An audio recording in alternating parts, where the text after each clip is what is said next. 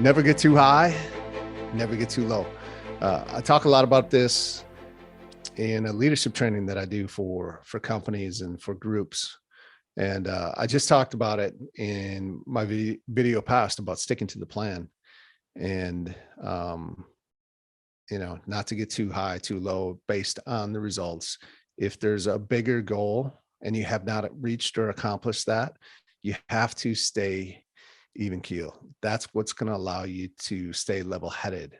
That's what's going to allow you to continue to do what you need to do to get the results. But if we shift this conversation to leadership of never too high, never too low, right? It's easy to lead when things are going perfectly well, when it's a smooth road, when it's 65 and sunny outside, so it feels like it's 85. It's easy to lead during those times. And when it's not easy to lead is when things feel like or literally are falling apart all around you.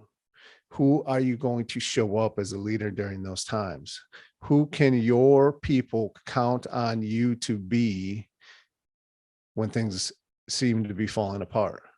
Can they count on you to be the person and the leader that they get when everything is all right, when it's sunny and in roses? Can they count on you to be that same person when things effectively are falling apart around you? And when your people have this instinct to let themselves fall apart during these times, are you going to be like the bonding agent, the bonding chemical that keeps everyone together during those crazy times? Are you the one that they can count on that doesn't get too high when things are going great and doesn't get too low when things are falling apart? Are you are you the rock that the people around you can look to help steady the waters, that they can look to you and see how you're showing up when everything's falling apart, to help them also put themselves to ease so that they can then just concentrate on doing what's required, on executing the mission, on executing the commands that you are giving during those times, knowing that they're being led by somebody that can handle any storm, that gives them peace and tranquility and confidence to know that they can go out and just execute and that everything will be okay. And so never getting too high, never getting too low. It's a great reminder for all of us inside of our life.